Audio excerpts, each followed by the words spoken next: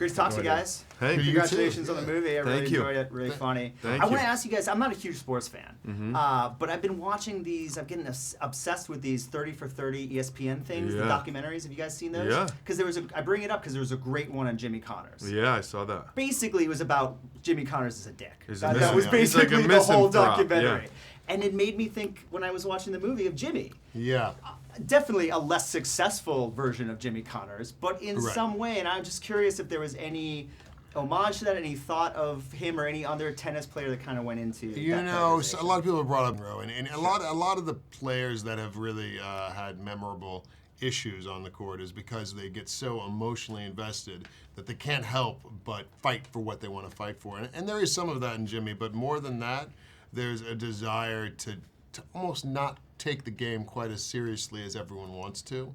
So yes, he gets angry about a call, but then he'll kind of enjoy going off on the ref about that time we went to the strip club and he was married, and he's enjoying the fact that he's going against how everyone else would operate in this arena. And that actually naturally really frustrates your character in a way.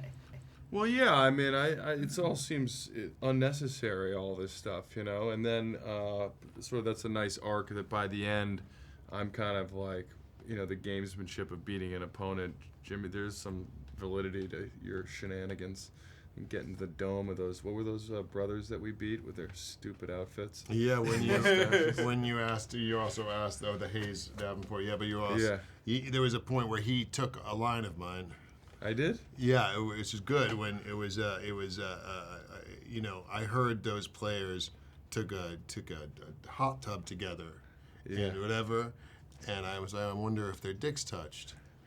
And he's like, why don't we ask him? And that just shows like he's actually totally on board. And he really, the character, very quickly you see like, oh, they're way more similar than, you know, than you think. Like they spent their whole childhood doing the exact Even though they're polar opposites when we meet them in a way, you really do get a sense that they're cut from the same cloth. Yeah. And Darren, throughout the whole thing, loves making fun of Jimmy. Yeah. Like that's his biggest thing. It's just like any chance he can get to call me fat. Or, I mean, and that's a brotherly relationship. I mean, that's the core That was of it. one of my favorite lines. Yeah, if you lost 15 pounds, you'd still be the fattest guy on tour. And it fed that line really fed into sort of that thing with Jimmy too. That's kind of the old man on the, you know, on the tennis tour. The coming to terms with your mortality and growing up. And I think, you know, when we started working on this like 8 years ago or something, I was right at the beginning of my letting go of my youth and getting married and having kids, and it's a tough transition. You know, Jimmy's, you know, 37, a little older than that, and he's really having to come to terms with it. Some guys don't. Some guys just say, screw it, I'm going to live how old I feel. Problem is in sports, your body won't let you do that. Right.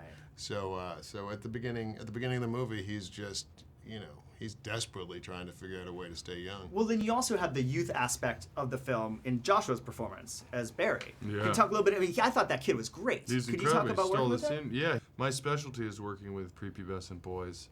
It seems to be. I couldn't help thinking of that myself when watching the movie. It makes you uncomfortable. Makes me uncomfortable. We should say on screen or on television. Yeah, on screen. Yeah. No, he has a lot of young boys. A lot of young boys? Were they in the trailer? They're friends of the family. If you kids could wait outside. Yes, hold on. No, Josh honestly is like the smartest kid I think I've ever met. He's just so good.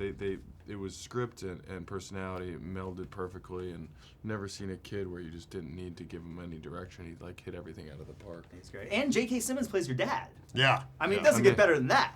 I know. That guy's. I remember watching Juno and wishing he was my dad. And then I had that very surreal moment in the scene where I look over and he's like looking at me all fatherly, and I'm like, oh, you are my dad. This is great. The magic of motion pictures. Great talking to you guys. Jeremy, thank you so much, man. Yeah.